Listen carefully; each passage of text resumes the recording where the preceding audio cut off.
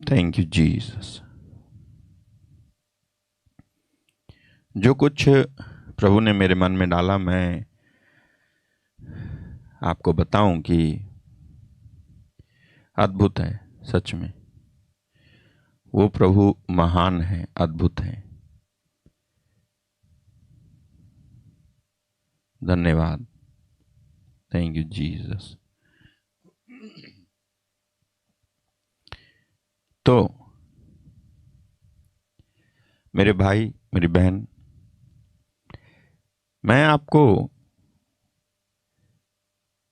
कुछ समय से ये बता रहा हूं और इसके लिए आपको प्रेरित कर रहा हूं कि प्रार्थना में आप लगो। कभी मैं आपको परमेश्वर के संबंध में कुछ दूसरी बातें बता रहा होता हूं, कभी कुछ दूसरी बातें, लेकिन सबका संदेश एक ही है। वो ये कि हम सबको ज़्यादा से ज़्यादा प्रार्थना करने की, वचन में गहरे होने की और प्रभु के साथ में उस तरह से जुड़ने की ज़रूरत है कि आपसे कोई पूछे क्या तुमसे प्रभु बात करता है, तो आप कह सको जी हाँ, मुझसे बात करता है। अगर पूछे क्या तुमने प्रभु को सामने देखा है कभी, तो आप कह सको हाँ, मैंने सामने देखा, जैसे तू दिख रहा है वैसे मैंने उनको देखा है। ओके। जब कोई पूछे आपसे कि वो तुमको तुमको कुछ बोलते हैं, तो कैसे कह सकते हो कि वो ही बोला है?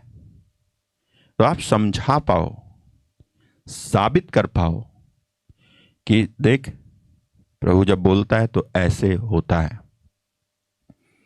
तो उस लेवल की, उस स्तर की प्रार्थना, उस स्तर की गहराई हमें से हर एक को हासिल करनी है। क्यों? क्योंकि आपका जो दुश्मन है शैतान, वो बहुत ही ज्यादा, ये जान करके, ऐसा एक वचन है प्रकाशित वाक्य में कि उसका समय खत्म हो गया है, तो ये जान करके वो और भी पावर के साथ, और भी ताकत के साथ कि मेरा समय खत्म हो रहा है और मेरे हाथ से लोग निकलते जा रहे हैं और ज्यादा से ज्यादा सुसमाचार फैल रहा है, ये जान करके वो और भी ताकत के साथ, ठीक है, वो बाहर आ गया है। वो खुल करके जो है जोर लगा रहा है कि जितना ज्यादा हो सके उतना ज्यादा वो लोगों को खींच ले। ठीक है। तो इसलिए आपको समझने की जरूरत है, क्योंकि समय थोड़ा है और शैतान जानता है कि उसके लिए ये समय बहुत थोड़ा बचा है। ओके। उसका, शैतान का समय ये जानकर वो एक हाँ, यही है, यही है ना। शैतान, लिखा है ना रेवलेशन 12:12 में कि इस कारण हे स्वर्गों और उनमें रहने वालों मगन हो, हे पृथ्वी और समुद्र तुम पर हाय, क्योंकि शैतान बड़े क्रोध के साथ तुम्हारे पास उतर आया है, क्योंकि जानता है कि उसका थोड़ा ही समय और बाकी है। ओके। देखो क्या लिखा है कि इस कारण हे स्वर्गों और उनमें रहने वालों मगन हो, हे पृथ्वी और समुद्र तुम पर हाय।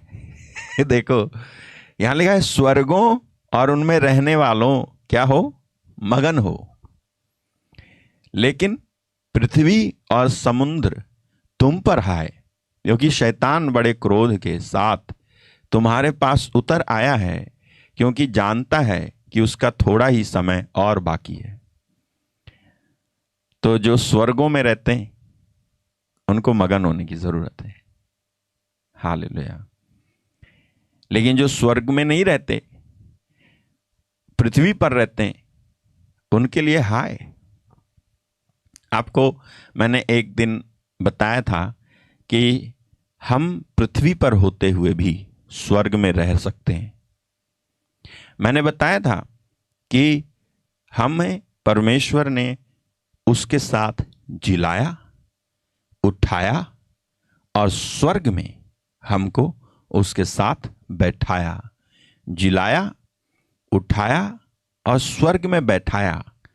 अब हम उसके साथ, किसके साथ? यीशु के साथ जिलाए जाने की वजह से, यीशु के साथ उठाए जाने की वजह से, यीशु के साथ बैठाए गए हैं, स्वर्ग में बैठाए गए हैं, उसके साथ बैठाए गए हैं।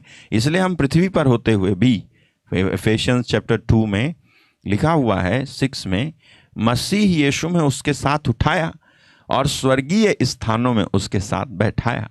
हालेलुया। यीशु मसीह के साथ उठाया और स्वर्गीय स्थानों में उसके साथ बैठाया। तो इसका मतलब यह है कि आप इस धरती पर रहते हुए भी स्वर्ग में हो वाली दशा में हो सकते हैं। ऐसा नहीं है कि आप इस धरती पर रहो और ये सोचो कि स्वर्ग में आप तब होंगे जब आप मरोगे, जब आप मर जाओगे तो आप स्वर्ग में होगे। नहीं, ऐसा नहीं है।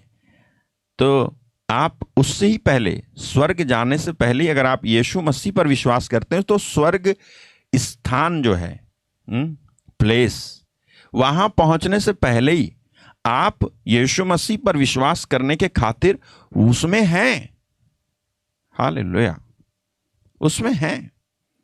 बस वहां पहुंचने में एक ही चीज बॉन्डेज पैदा कर रही है, वो है ये शरीर।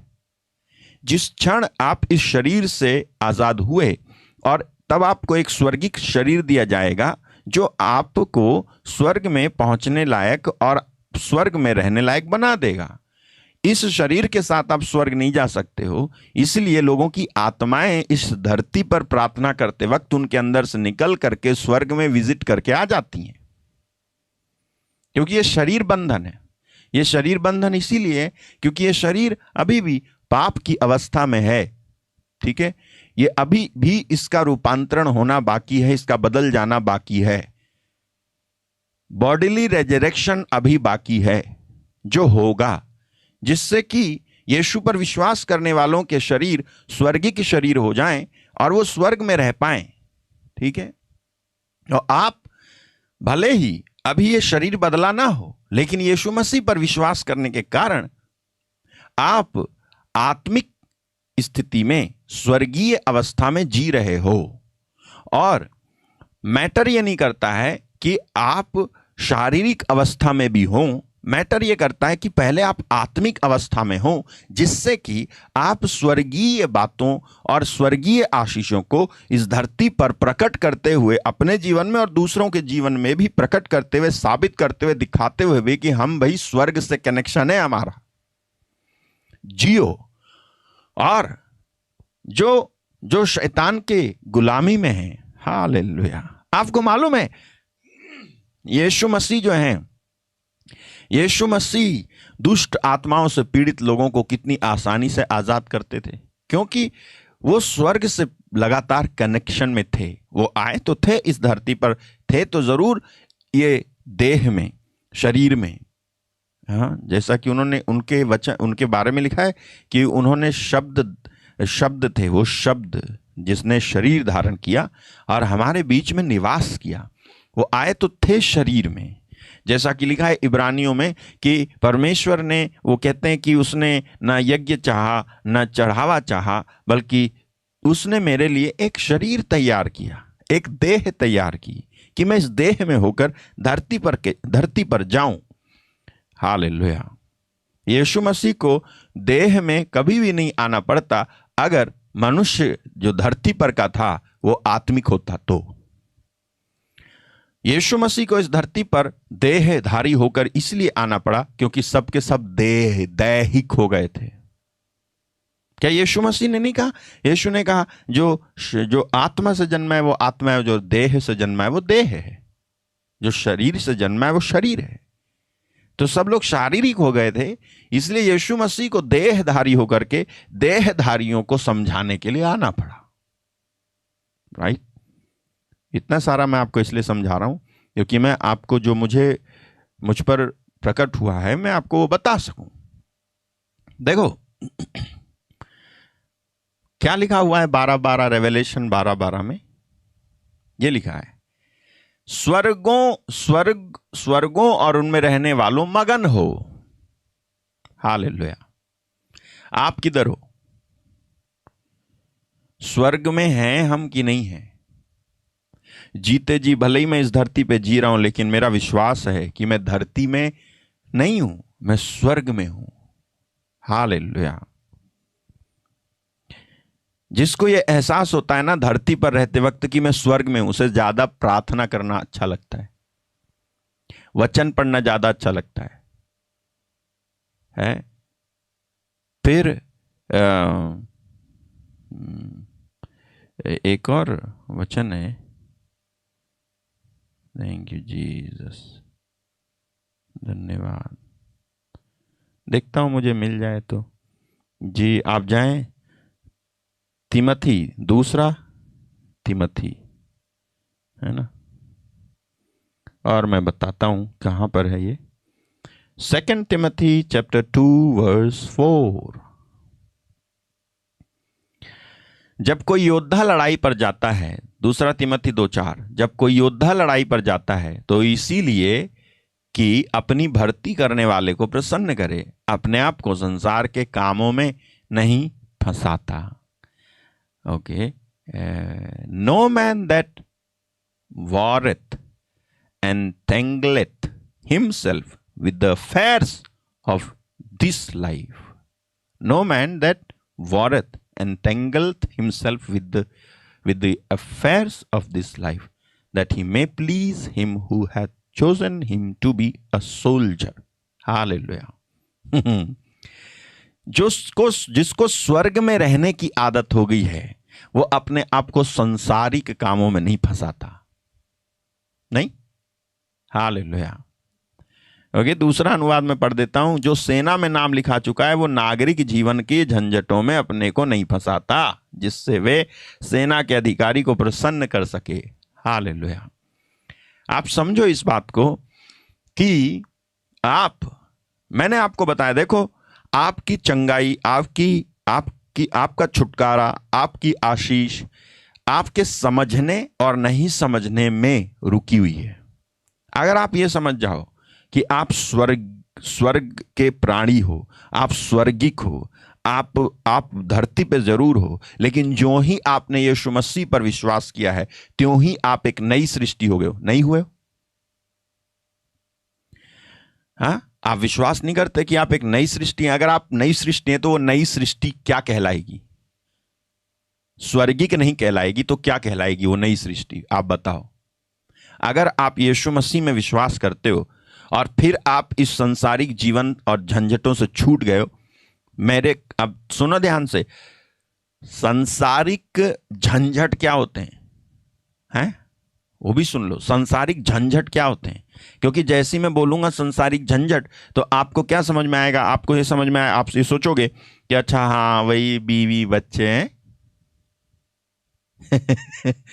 हाँ भैया, बीवी बच्चे परिवार, इसकी शादी उसकी शादी, ये संसारिक झंझट ही तो है। तो केवल वो नहीं है संसारिक झंझट। संसारिक झंझट आपकी बीवी नहीं है, आपका पति भी संसारिक झंझट नहीं है, आपके बच्चे भी संसारिक झंझट नहीं है। संसारिक झंझट वो है जब जो परमेश्वर है ना, जिसने आपको बीवी बच्चे परिवार घर दोस्ती सब कुछ दिया, उसे साइड में रख करके जब इन सब को आप फ्रंट में ले आते हो, सामने ले आते हो और इन सब का भरण पोषण करने के लिए दिन रात एक कर देते हो, उसे बोलते हैं संसारिक झंझट। वो पत्नी कभी भी संसारिक झंझट नहीं बनती अगर तुम परमेश्वर को अपने सामने पहले रखते तो। सुबह सुबह अगर पहले उसके लिए घुटने टेकते तो तुम्हारा पति कभी भी सांसारिक झंझट नहीं बनता, तुम कभी भी उससे नहीं उबती, तुम्हारे बच्चे से कभी भी तुम नहीं उबते, अगर परमेश्वर को अपनी आंखों के सामने, जैसा दाऊद कहता है 16वें भजन में कि मैंने परमेश्वर को निरंतर 8 में 16:8 में ये देखो, मैंने यहोवा को निरंतर अपने सम्मुख रखा है, इसलिए कि वह मेरे दाहिने हाथ रहता है, मैं कभी ना डगमगाऊंगा। तो कभी ना डगमगाओगे कब? जब परमेश्वर को सब बातों के पहले ही और सब बातों से हटकर के पहले परमेश्वर को अपनी आंखों के सामने आप रखते हो, तब आप नहीं डगमगाओगे। अगर आप ना परमेश्वर को हटा करके दूसरी बातों को अपनी आंखों के सामने रखोगे तो आप डगमगा जाएंगे। हालेलुया। तो मैं आपको जब ये बात आपको समझाने की कोशिश कर रहा हूं कि शैतान जो है वो उसकी पावर किधर है? उसकी पावर धरती और धरती के लोगों पर है, लेकिन जो स्वर्गिक हैं उन पर उसकी पावर नहीं है। आप धरती के हैं या स्वर्ग के हैं? हमारे एक भाई ने लिख दिया, आई एम नॉट ह्यूमन।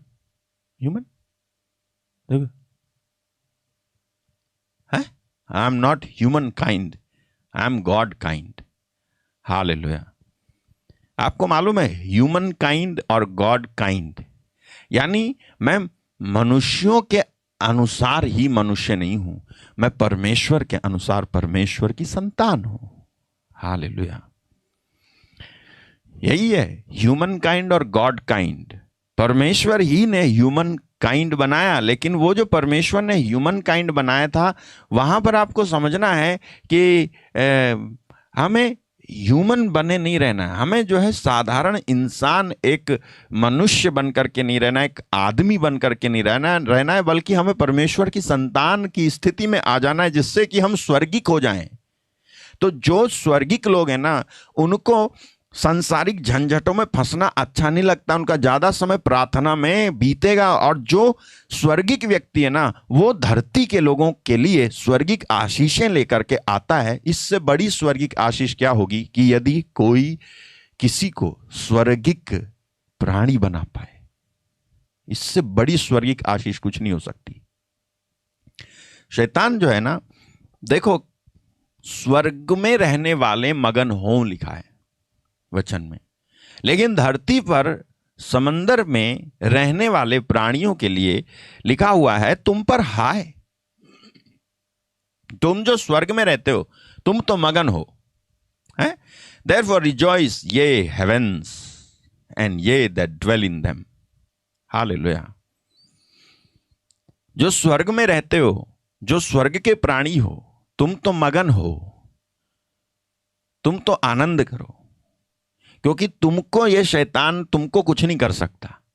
लेकिन जो धरती के हो, ये धरती के जो हो, तो ये शैतान तुम पर उतर आया है। लिखा है धरती है, शैतान तो पृथ्वी और समंदर तुम पर है, क्योंकि शैतान बड़े क्रोध के साथ तुम्हारे पास उतर आया है, क्योंकि जानता है कि उसका थोड़ा ही समय बाकी है।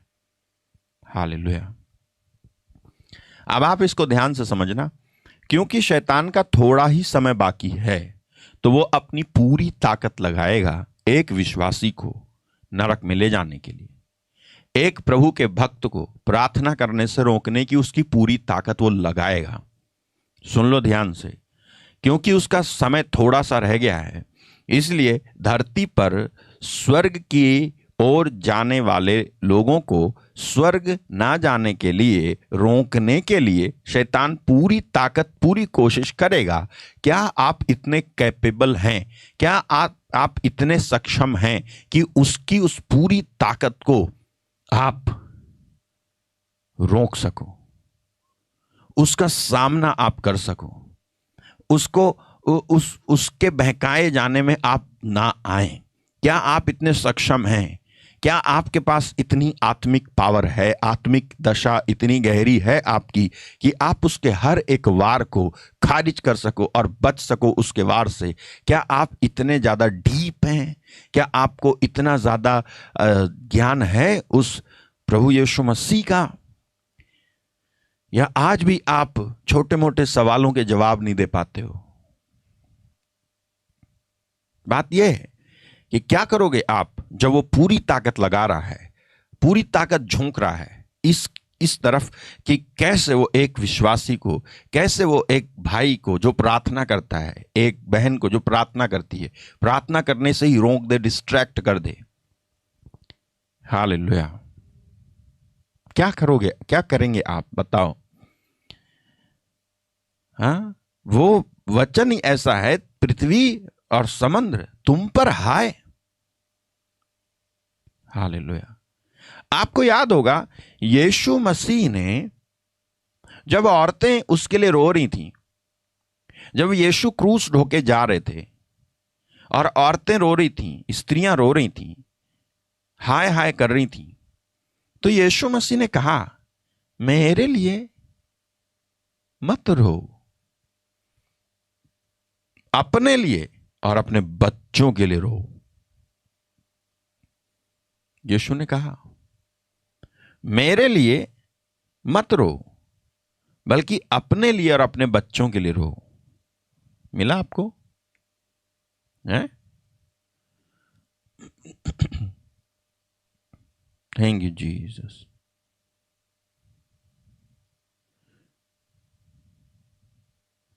धन्यवाद पवित्र आत्मा। Thank you Jesus. हाँ, ये रहा 23:28 लूका। यीशु ने उनकी ओर मुड़कर कहा, हे यरूशलेम की पुत्रियों, मेरे लिए मत रो, परंतु अपने और अपने बालकों के लिए रो। बात यहां खत्म नहीं होगी, रोने तक खत्म नहीं होगी। आगे लिखा है, क्योंकि देखो वे दिन आते हैं जिनमें लोग कहेंगे, ना ना, इसमें रो है, ये लिखा हुआ है, मेरे लिए मत रो। Thank you Jesus. Okay, just wait. यहां लिखा है, मेरे लिए मत रो, अपने लिए और अपने बच्चों के लिए रो। फिर आगे लिखा हुआ है, चलो इसी में, देखो वे दिन आते हैं जिनमें लोग कहेंगे, धन्य हैं वे बांझ, धन्य हैं वे जो बांझ हैं, और वे गर्भ जो ना जने, और वे स्तन जिन्होंने दूध ना पिलाया। उस समय वे पहाड़ों से कहने लगेंगे कि हम पर गिरो, और टीलों से कि हमें ढांप लो। वेट 29, क्योंकि देखो वे दिन आते हैं जिनमें लोग कहेंगे, धन्य हैं वे जो बांझ हैं, और वे गर्भ जो जिन्होंने जो प्रसव नहीं किया, ना जने, है ना, और वे स्तन जिन्होंने दूध नहीं पिलाया। क्यों कहेंगे लोग धन्य हैं वे जो बांझ हैं? आज कहते हैं कोई? आज तो बच्चे नहीं हो तो लोग श्राप देते हैं, लेकिन यह दिन कौन सा दिन होगा जब लोग कहेंगे धन्य हैं वे जो बांझ हैं? कब कहेंगे कि धन्य हैं वे जो बांझ हैं? जिन्होंने बच्चे पैदा नहीं किए, जिन्होंने दूध नहीं पिलाया, वो धन्य हैं। क्यों कहेंगे? मालूम है क्यों कहेंगे? जब वो देखेंगे ना कि उन्हीं के बच्चे को मार डाला जा रहा है उनकी आंखों के सामने, जब वो देखेंगे कि उनके ही बच्चों की हत्या हो रही है उनकी आंखों के सामने, जब वो देखते हुए उनको, जिनको खुद ने उन्होंने पैदा किया, बचा नहीं पाएंगे, तब उनके मुंह से निकल पड़ेगा, ये धन्य हैं वे जो बांझ हैं।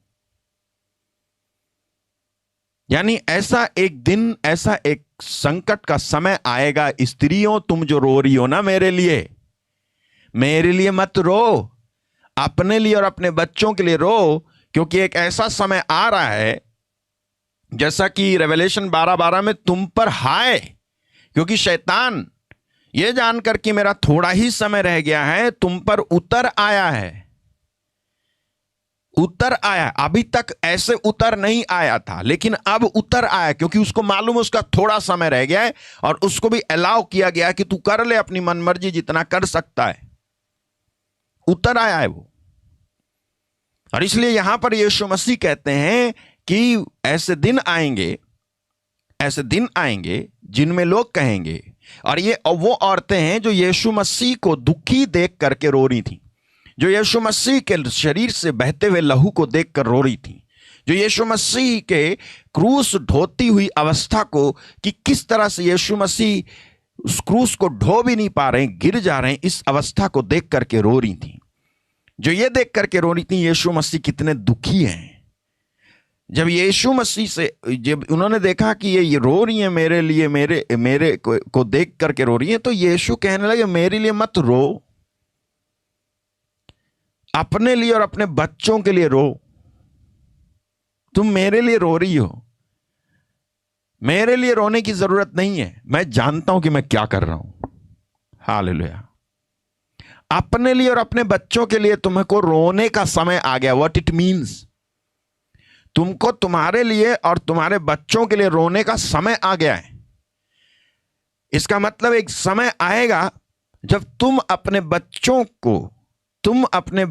को अपनी आंखों के सामने मिटते हुए देखोगे और तुम कुछ नहीं कर पाओगे। I am not talking to, मैं किसी ऐसे से नहीं कह रहा हूं कि ऐसा तुम्हारे साथ हो जाए, ऐसा हो जाए, ये नहीं कह रहा हूं मैं बता रहा हूं प्रभु ने क्या कहा। सुनो ध्यान से, एक ऐसा समय आएगा जब तुम अपने बच्चों को बचाने की कोशिश में कुछ नहीं कर पाओगे।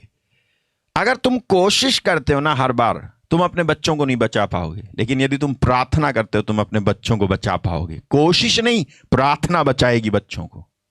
हालेलुया। कोशिश नहीं, I am trying, I am making him understand, making her understand. नहीं, वो कोशिश मत करो समझाने की, काउंसलिंग करने की कोशिश कर रहे हो, किसी को समझाने की कोशिश। Pray. Hallelujah. You cannot make someone understand except when you pray. आप किसी को समझा नहीं सकते। मैंने देखा है किसी को समझाओ, किसी को समझ में नहीं आता है। बहुत कम लोग होते हैं जो समझते हैं। आप समझा के देखा होगा आपने कुछ लोगों को, समझते हैं? ऐसा मत करो। अगर आपका समझाना उनके हिसाब से नहीं है ना, तो वो बिल्कुल नहीं समझेगा। आप उसकी बेवकूफी में शामिल हो जाओ और कहो तू बहुत अच्छा कर रहा है, तब वो समझेगा, लेकिन आप उसे समझाओ, उसकी बेवकूफी के अपोजिट में आप उसको समझाओ, तो कभी नहीं समझेगा। बीड़ी पीना छोड़ दो, तेरे बाप की पी रहा हूं, चले यहां से। शराब पीना छोड़ दो, तेरे पैसे की पी रहा हूं, तू होता कौन है मुझे कहने वाला, चले यहां से। समझा क्या? ना, उसकी बेवकूफी के विपरीत आप कुछ कहोगे उसे समझाने के लिए, कभी नहीं समझेगा। आप उससे कहो तू पी रहा है ना, इसमें थोड़ा मसाला डाल के पी। ओह हाँ, उसकी बेवकूफी के अनुसार आप बोलने लग जाओ तो वो समझेगा। हाँ ठीक है, तुझे भी पसंद है मसाले के साथ, अरे उसमें थोड़ा बर्फ भी डालो तब पियो, बर्फ भी डालो। नहीं, ठंडियों में मत डालो, ठंडियों में वैसी ठंडी रहती है, थोड़ा गर्म करो, उबालो थोड़ा, तब उसको बेवकूफी वाली बातें बहुत समझ में आएगी। आप देखो कितने सारों को गेम खेलने की आदत, आप समझाओ उनकी हिसाब से, उनको समझ में नहीं आता है। हालेलुया।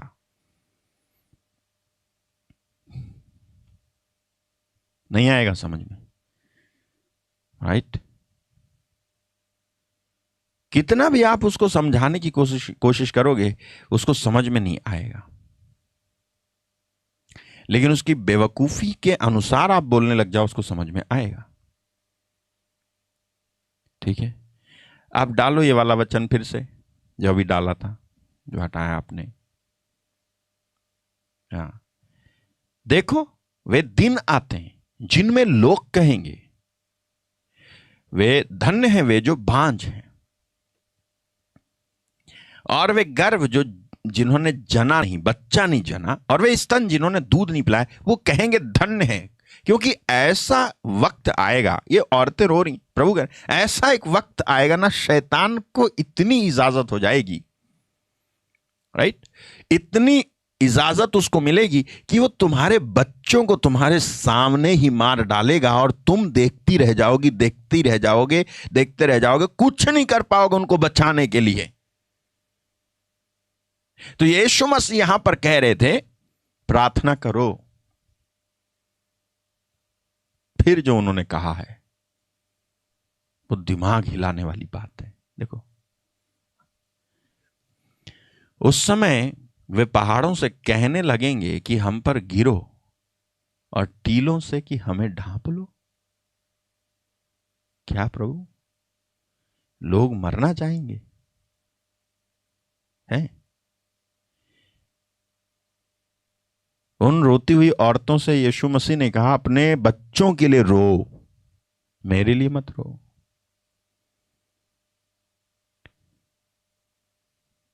पहाड़ों से कहने लगेंगे हम पर गिरो, टीलों से कहेंगे कि हमें ढांप लो।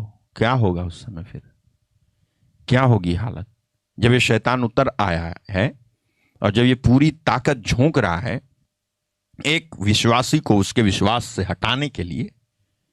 हाँ, वो पूरी ताकत लगाएगा, पूरी ताकत लगाएगा कि आप ना सुसमाचार पर विश्वास ही ना कर पाओ। आप विश्वास ही ना करो कि यीशु मसीह प्रभु है। जो यीशु मसीह कर सकते हैं उसकी सारी कॉपी करके वो दिखाएगा, जिससे कि तुम उस पर नहीं, शैतान पर विश्वास करो। वो काउंटरफीट करेगा असली भक्ति को। शैतान जो उतर आया है ना, अपनी पूरी ताकत जो झोंक रहा है एक विश्वासी को बरगलाने के लिए, क्या यीशु मसीह ने नहीं कहा संभव होता तो वो चुने हुए को भी?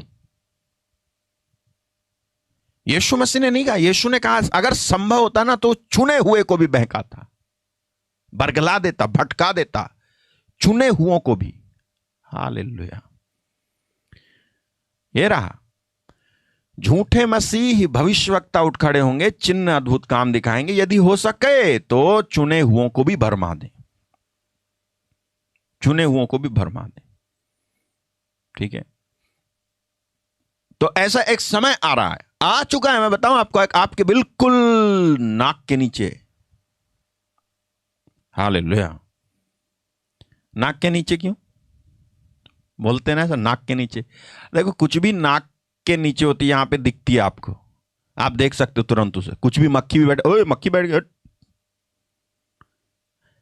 यानी तुरंत आप उसे देख सकते हो। यू कैन इजीली सी है। बिल्कुल ऐसे है, आ चुका है, ये सब चीजें आ चुकी हैं, आप देख सकते हो इसको, आसानी से दिखाई दे रही हैं चीजें, आसानी से दिखाई दे रही हैं। स्टिल दिख रही हैं चीजें कि ये हो रहा है, और उसके बाद भी तुम प्रार्थना नहीं करते, हम प्रार्थना नहीं करते, उपवास नहीं करते, बैठते नहीं, संगति नहीं करते, आप जो है मजे में घूम रहे हो हैं? मैं जब कह रहा हूं आप जो है मजे में घूम रहे हो, तो मैं आपको नहीं कह रहा मजे में घूम रहे हो, तो दिल पे ले ले, जो समझना है वो समझना। ठीक है, आप मजे में घूम रहे हो, फर्क नहीं पड़ रहा। इतनी सीरियस और गंभीर चीज, बिल्कुल जैसे कोई ट्रेन में बैठा हो और जानता नहीं है कि आगे ट्रेन जाके टकरा जाएगी, और ही सिंपली सिटिंग। जैसे कोई प्लेन में बैठा है और नीचे बॉम्ब लगा रखा है, उसको मालूम नहीं है कि कुछ ही सेकंड में बॉम्ब फटेगा और उनका हंसी, उनकी मजाक, उनका घूमना सब खत्म। जिसको पता ही नहीं है, गाड़ी चला तो रहा है लेकिन कब टकराएगी जाके, और सब कुछ खत्म, फर्क ही नहीं पड़ रहा कोई। मैं आपको पहले से वार्न कर रहा हूं, पहले से आपको बता रहा हूं कि हल्की फुल्की प्रार्थना करने वाले सावधान हो जाएं, क्योंकि शैतान जो कुछ आपके जीवन में कर रहा था अब वो और अधिक तेजी से और अधिक ताकत के साथ में और अधिक गुणवत्ता के साथ में और अधिक टेक्नोलॉजी के साथ में वो करेगा, और वो सब कुछ की कॉपी करेगा। सब कुछ को जो परमेश्वर कर सकता है उसकी कॉपी करके दिखाएगा कि तुम उस पर नहीं बल्कि शैतान पर विश्वास करो। आप कैसे जो है डिफरेंशिएट करोगे, कैसे आप अलग अलग करोगे, ये काम शैतान का है, ये काम परमेश्वर का है? आप कैसे करोगे? ये सांप परमेश्वर का है, ये सांप परमेश्वर का नहीं है। कैसे आप कहोगे कि ये चमत्कार परमेश्वर का, ये चमत्कार परमेश्वर का नहीं है? दोनों चीजें सेम ही दिख रही हैं, लेकिन आप दिखाई वही समझ में नहीं आ रहा है। ये अंडा असली मुर्गी ने दिया है, ये अंडा जो है बनाया गया है, लैब में बनाया गया है। आप कैसे फर्क करोगे? ये फर्क कर पाओ, ये फर्क कर पाओ, ऐसे एक लेवल की जरूरत आन पड़ी है। ये फर्क आप कर पाओ, एक ऐसे स्तर वाली आत्मिकता की जरूरत आप पढ़िए। मैं बता रहा हूं आपको, नहीं तो हम जो है वो भेड़ हैं जो वधशाला में ले जाई जा रही है, जिसको मालूम ही नहीं है कि उसकी गर्दन थोड़ी देर में काट डालेंगे।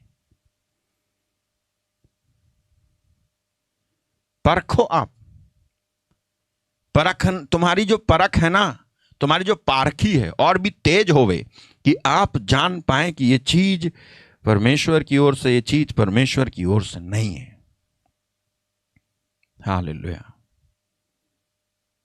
पहले कह रहे थे एक डोज, फिर कहने लगे दूसरी, फिर कहने लगे तीसरी, फिर कहने लगे चौथी, अभी पांचवी और छठी भी आएगी। हालेलुया। पहले कह रहे थे फर्स्ट वन इज इफेक्टिव, अब कह रहे हैं नहीं नहीं, it is not enough to take first, you have to take another one, you have to boost.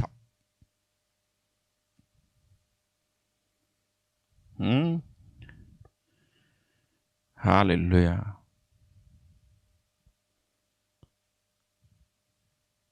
शैतान अपनी पूरी ताकत झोंक रहा है, पूरी ताकत झोंक रहा है। वो लीडर्स को अंधा बना रहा है, वो वैज्ञानिकों को अंधा बना रहा है, वो डॉक्टर्स को अंधा बना रहा है, वो मेडिकल इंस्टीट्यूशंस को अंधा बना रहा है, वो आम जनता को अंधा बना रहा है।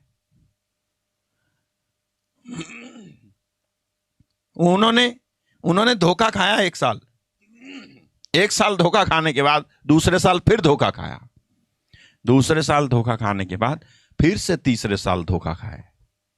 खाएंगे हम तो, धोखा खाएंगे हम, कसम खा के हम धोखा खाएंगे।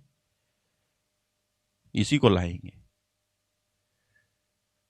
इसी को लाएंगे, जो धोखा दे रहा है इसी को लाएंगे। समझ रहे हो आप शैतान क्या कर रहा है? आपको एक बात बताऊं, आपको कोई सड़क पे लूटने लगे ना, तो मुश्किल से कोई होगा जो रफ्तार में जाते वक्त अपनी गाड़ी रोक करके तुमको बचाए और कहे कि भाई क्या कर रहे हो तुम इसके साथ।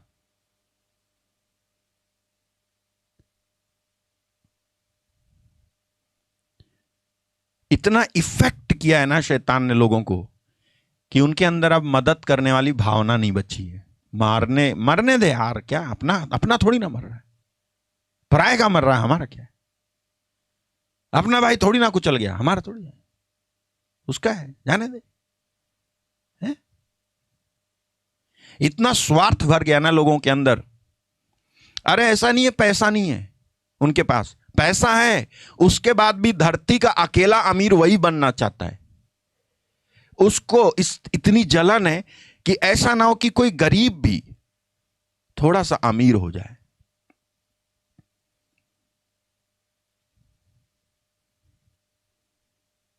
इतना स्वार्थ भर गया है कि ये अकेला आदमी बैठे बैठे मनाता रहता है धरती के सारे लोग मर जाएं और मैं ही जिंदा रहूं।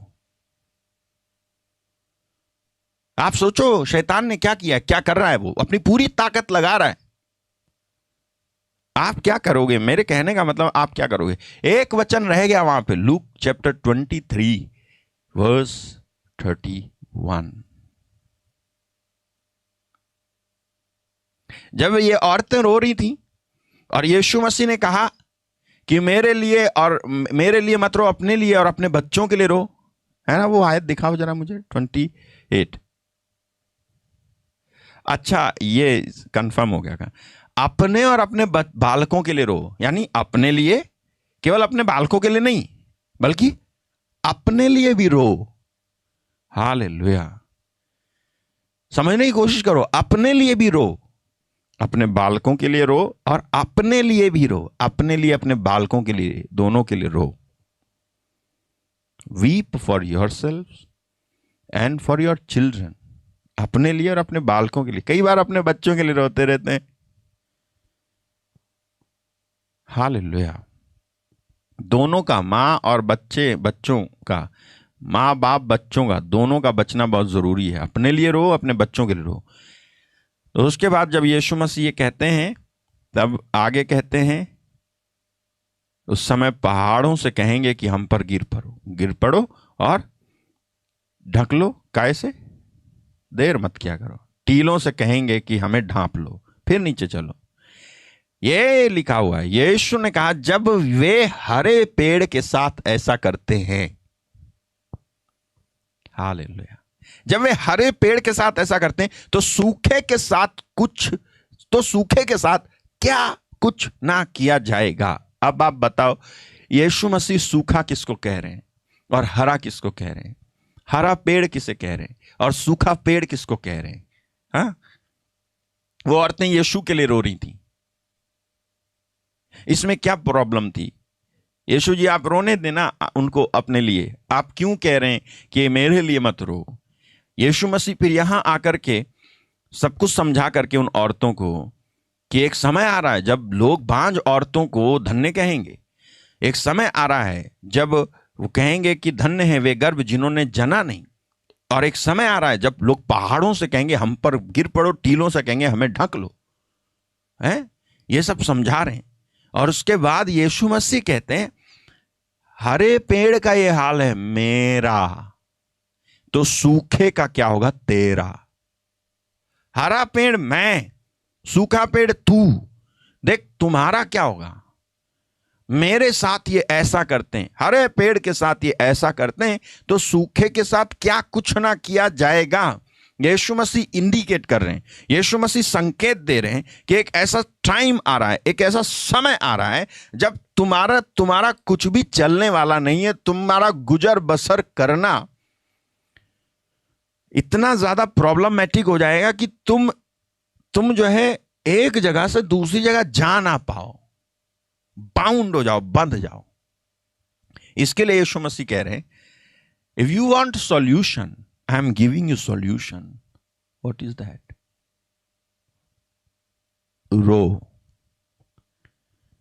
रो का मतलब बाइबल में, ठीक है,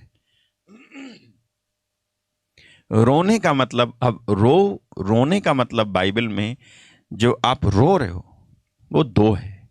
एक यूजलेस रोना और एक है यूजफुल रोना।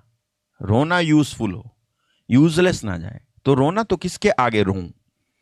रोने का मतलब केवल आंसू बहाना ही नहीं है। अगर आंसू भी बहाएं तो भी, और आंसू ना बहाएं, केवल पुकारें तो भी, दोनों काम कहां करो? जाकर के परमेश्वर के सामने जाकर के करो। परमेश्वर के सामने जाके रो, परमेश्वर के सामने जाकर के गिड़गिड़ाओ, परमेश्वर के सामने जाकर के पुकारो कि वो परमेश्वर तुमको हरा पेड़ बनाए, वो परमेश्वर आपको हरा भरा करे। तुझमें इतनी हरी, मालूम है आपको सूखे और हरे में अंतर क्या है? सूखा छाया नहीं देता, जो हरा होता है ना वो छाया देता है। सूखे में जीवन नहीं होता, जो हरा होता है ना उसमें जीवन होता है।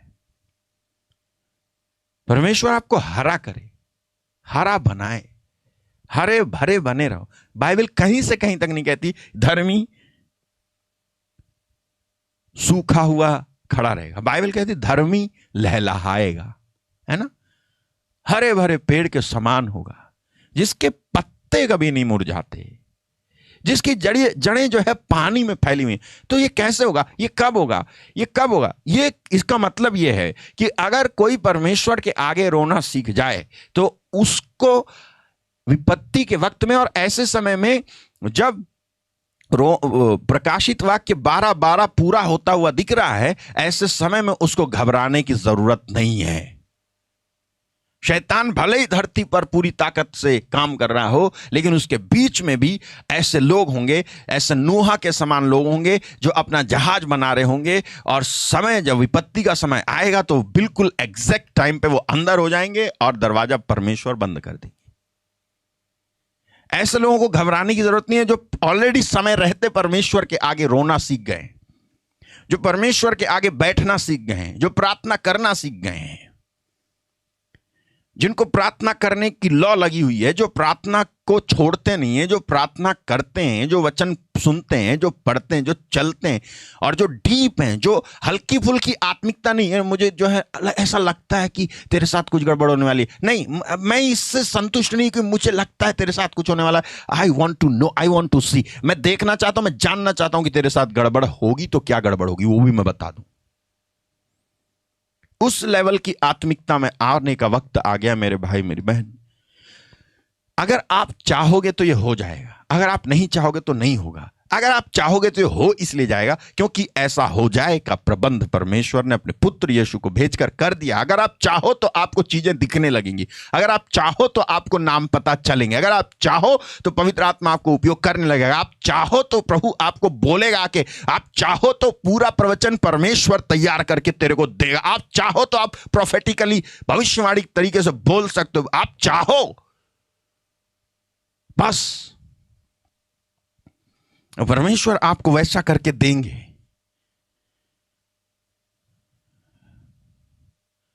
हालेलुया। परमेश्वर का एक सेवक कहता, the more you preach the more you believe, the more you preach. जितना ज्यादा तू प्रचार करे किसी एक डॉक्ट्रिन का, उतना ज्यादा तू उस डॉक्ट्रिन को विजिबल कर देगा और विश्वास करने लगेंगे लोग।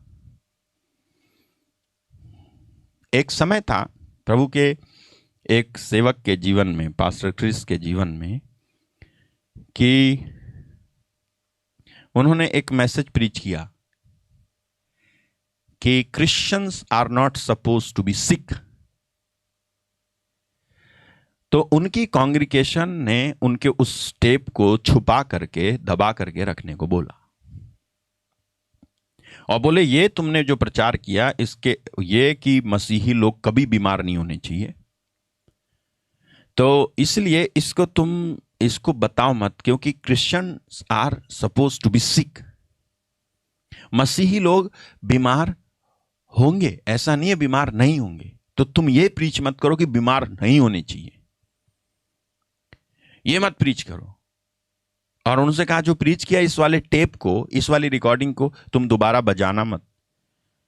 तो वो कहते हैं, मैं महीने भर उस टेप को बजा बजा के खुद मैं ये सुनता था कि मैंने कहाँ गलत प्रीच किया कि ये जो है इस टेप को रिलीज नहीं होने दे रहे, क्यों मेरा विरोध किया जा रहा है, आखिर क्या बात है।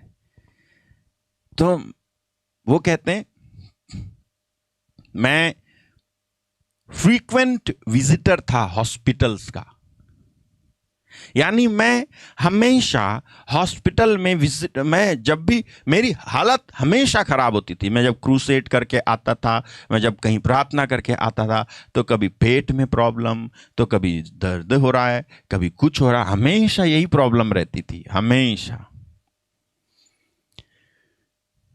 तो उस समय वो ये प्रीच करने लगे, Christians are not suppose to be sick, यानी मसीही लोगों को बीमार नहीं होना चाहिए, मसीह के लोगों को, विश्वासियों को बीमार नहीं होना चाहिए। यह बात जो है सबको समझ में ना आए। अब जब लोगों ने उनका विरोध किया, तब उन्होंने क्या काम किया, उन्होंने कहा, प्रभु देख, मैं इस बात को साबित करके रहूंगा और आपकी सहायता से कि सच में एक डिवाइन हेल्थ है जो तूने अपने पुत्र यीशु मसीह को क्रूस पर मारने के बाद में स्थापित की है। एक दैविक स्वास्थ्य, एक डिवाइन हेल्थ है। If you get that health, you won't be sick. Never. Hallelujah, hallelujah. But for that you have to build up your faith. उसके लिए अगर वो डिवाइन हेल्थ चाहिए तुमको, तो उसके लिए तुमको अपना विश्वास डेवलप करना है, अपने विश्वास को डेवलप करना है। How you will develop your faith? The more you preach and the more you here that preaching, the more you develop your faith. Hallelujah. आपको समझ में आया मैंने क्या कहा? जितना ज्यादा तुम प्रचार करोगे और जितना ज्यादा उस प्रचार को सुनोगे, और उतना ज्यादा तुम्हारा विश्वास डेवलप होगा, क्योंकि परमेश्वर अपने वचन को कभी भी असफल नहीं होने देगा, कभी नहीं। और वो कहते हैं कि मेरे को पेट दर्द, हमेशा पेट में प्रॉब्लम कभी, और कहते हैं एक बार तो मैं इतना बीमार हुआ कि मुझे डॉक्टर के पास ले जाया गया, और मैंने कहा देखो प्रभु, हर बार हॉस्पिटल ले जाते हैं, मुझे दवाई दे के भेज देते हैं हर बार, और इस बार प्रभु देख मुझे हॉस्पिटल ले जा रहे हैं, लेकिन मैं चाहता हूं कि तू मेरा विश्वास बढ़ा दे कि सचमुच में बीमारी तेरी ओर से नहीं आती, और किसी को भी बीमार रहने की जरूरत नहीं है। मैं तुझसे प्रार्थना करता हूं। और वो कहते हैं कि वो कहने लगे कि परमेश्वर का जीवन मुझ में है, the life of God is in me. ओ प्रभु, मैं बीमार नहीं हूं, मैं चंगा हो चुका हूं। और उनको गाड़ी में ले जा रहे हैं, हॉस्पिटल पहुंच गए, हॉस्पिटल में उनको लगा दिया, चेकअप पे पूरा चेक किया उनको हॉस्पिटल में, और उसके बाद कुछ निकल के नहीं आ रहा है, और वो डॉक्टर देख रहा है कि यार ये बीमार तो दिख रहा है, लेकिन ऐसा इसकी कोई रिपोर्ट में कुछ आ क्यों नहीं रहा है? तो वो कहते हैं कि मैं ठीक हूं डॉक्टर साहब, मैं ठीक हूं, मैं भला चंगा हूं। और ये कह रहे हैं कि जब मैं ऐसा कह रहा था, उस समय बहुत भयानक दर्द हो रहा था मुझे। वो कहते हैं कि जब मैं लगातार कहता गया, बिकॉज मैं चाहता था कि मैं अपने विश्वास को बिल्डअप करूं, ये इस विश्वास को कि मसीही लोगों को बीमार पड़े रहने की जरूरत नहीं है। There is arrangement done by heaven, by heavenly father. That arrangement is divine health. मैं क्यों ये कह रहा हूं, क्यों ये उदाहरण दे रहा हूं, अभी बताऊंगा, रुक जाओ, मेरे पास टाइम है, तुम्हारे पास नहीं है, कोई बात नहीं, मेरे पास है, रुको। ये ना जब कह रहे थे ऐसा, तो ये कहते हैं मेरे कहते ही कहते वो पेन डिसअपियर हो गया, गायब हो गया। और उसके बाद मुझे घर भेज दिया, मैं चला आया और मैं अगली मीटिंग में गया। फिर उसके बाद मैं सोच रहा था फिर से मेरे को पेट में कोई प्रॉब्लम होगी। कहते हैं मैं इसलिए वो ड्रिंक्स लेता था, ड्रिंक्स मतलब कोको कोला वगैरह पी लेता था कि डाइजेशन हो जाए। और मुझे उसकी आदत भी पड़ गई थी। बाद में पवित्र आत्मा ने बोला ये तेरे को आदत हो गई, गुलाम बन रहा है तो इसका, इसको छोड़ दे। इसीलिए पीता था वो ड्रिंक, मैं इसीलिए पीता था। हाँ ठीक है, अगर कोई अभी जुड़ गया और केवल ड्रिंक सुन रहा है तो उसके बाद अच्छा मेरी बात हो रही है, तो वो नहीं है, मैं कोल्ड ड्रिंक की बात कर रहा हूँ। हाँ? उनको आदत थी, उसको भी छोड़ दिया उन्होंने, क्योंकि पेट में बहुत ज़्यादा तकलीफ रहती थी। वो कहते हैं कि मैं अगली बार जब क्रूसेड से लौटा, मुझे कोई पेट दर्द नहीं हुआ। फिर उसके बाद फिर से मैं गया, फिर से जो दिया उन्होंने खाया मैंने, और फिर मैं घर आया, मुझे कोई पेट दर्द नहीं हुआ, और उसके बाद कोई बीमारी नहीं हुई। वो कहते हैं अभी तक मैं बीमार नहीं हुआ, कभी भी बीमार नहीं हुआ।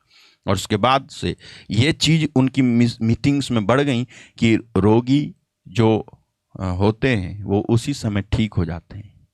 हालेलुया, क्योंकि उसने वो वाला विश्वास डेवलप किया। इट टुक टाइम, ये चीजें समय लेती हैं, लेकिन it has to be developed. ये डेवलप होती हैं, ये समय तो लेंगी लेकिन डेवलप होंगी। आपको इस तरफ कोशिश करनी है, आपको इस तरफ जाना है। उस प्रकार के विश्वासियों की जरूरत है, मैं बता रहा हूं, नहीं तो आप जो है आने वाले वक्त में टिक नहीं पाओगे जब शैतान आक्रमण करेगा। हालेलुया। कहो आप जहां कहीं भी, आप कहो कि आपको कोई भी आगे बढ़ने से रोक नहीं सकेगा। कहो, कोई समाचार आपने सुनाओ, कोई भी न्यूज आपने सुनाओ, कोई भी जो है न्यू वेरिएंट आपने सुनाओ, ठीक है, कोई भी लॉ इंपोज कर रही है ना आपकी गवर्नमेंट, कुछ भी सुनाओ आपने, आप कहो कि मुझे मेरे डेस्टिनेशन पे पहुंचने से कोई रोक नहीं सकता। मैं जाऊंगा, मैं जाऊंगी, मैं पहुंचूंगा, मैं पहुंचूंगी, मैं जाऊंगा। आप जानते नहीं है, पावर यहां है, इधर मुंह में।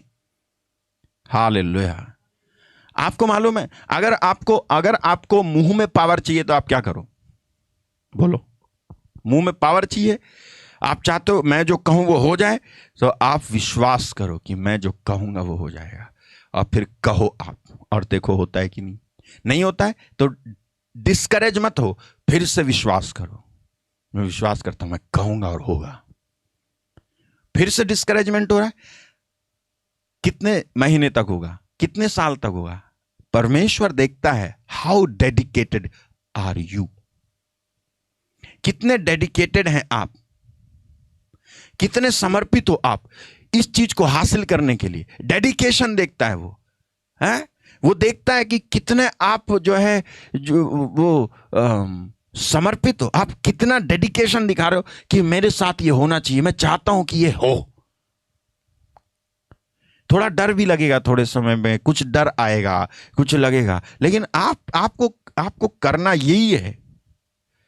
प्रभु मुझे अपना मेरा विश्वास बढ़ा, तू बढ़ाएगा, मुझे मालूम है। मैं कहता हूं ये हो, मैं चाहता हूं कि मैं जब कहूं तो हो जाए। हालेलुया। मैं चाहता हूं मैं बोलूं तो हो जाए। फिर ये सब जब आप चाहते हो, तो आप एक वचन आप याद रखना, अगर आप ये चाहते हो। Thank you Jesus, hallelujah.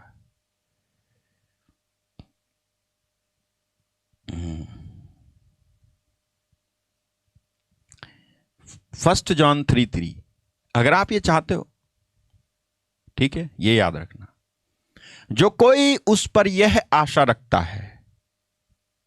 मैंने क्या कहा? अगर आप चाहते हो ऐसा हो मेरे साथ, मैं बोलूं और हो।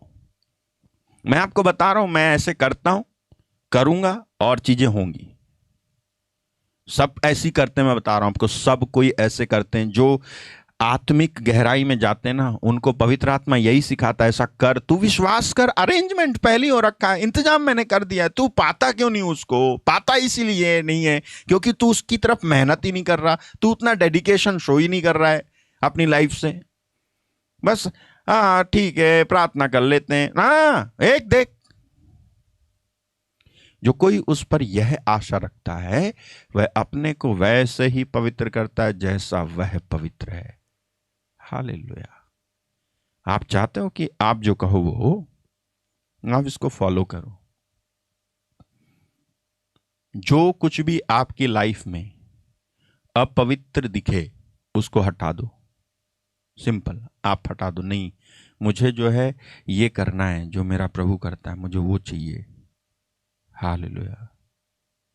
एक टाइम होगा जब शायद आप किसी को दिखो ना, मतलब आपको ज्यादा समय देना पड़ रहा है इसी के लिए, क्योंकि आपको वो हासिल करना है। आपने कभी बच्चे को पढ़ते हुए देखा है, जिसको एग्जाम में फर्स्ट डिवीजन आती है, जिसकी, उस बच्चे को पढ़ते हुए देखा है आपने? जिसकी फर्स्ट डिवीजन आती है वो सिनेमा में बैठता है कहीं जाके, ऐसा होता है? क्या करते होंगे? पढ़ते, पानी में पैर वैर डाल के खुद को बैठा के पढ़ते, ऐसा कुछ पढ़ते क्या? नहीं पढ़ते। मैं ऐसी बात कर रहा हूँ, आप घबराओ मत, बता रहा हूँ।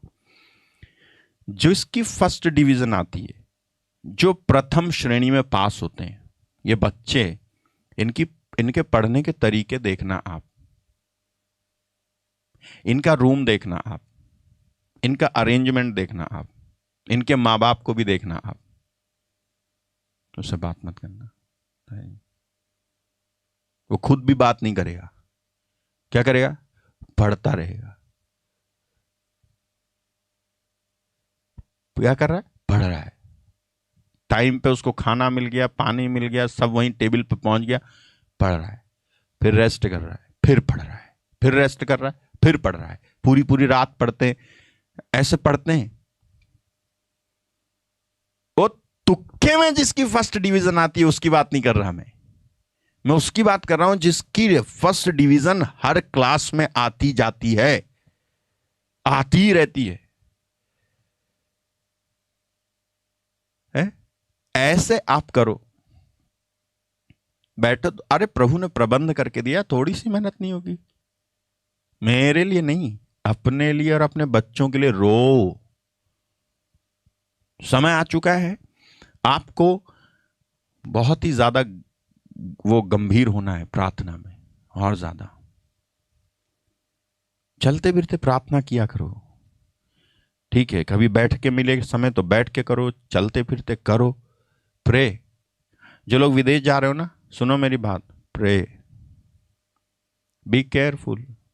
If you don't pray, forgive me to what I am going to say, you won't be safe. अगर आप प्रार्थना नहीं करते आप सुरक्षित नहीं हो, कहीं से कहीं तक सुरक्षित नहीं हो आप। प्लीज आप प्रार्थना वाली बातों में, अगर शैतान जो है कोशिश कर रहा है, ताकत लगा रहा है, तो क्या आप प्रार्थना वाली बातों में ताकत नहीं लगाओगे? प्रार्थना वाली बातों को आप हल्के से लेकर के आप समझें कि आप जो है छुटकारा सही हो जाएंगे, हम बच जाएंगे, बच्चे हो जाएगा, बस चल जाएगा। नहीं, हो ही नहीं सकता।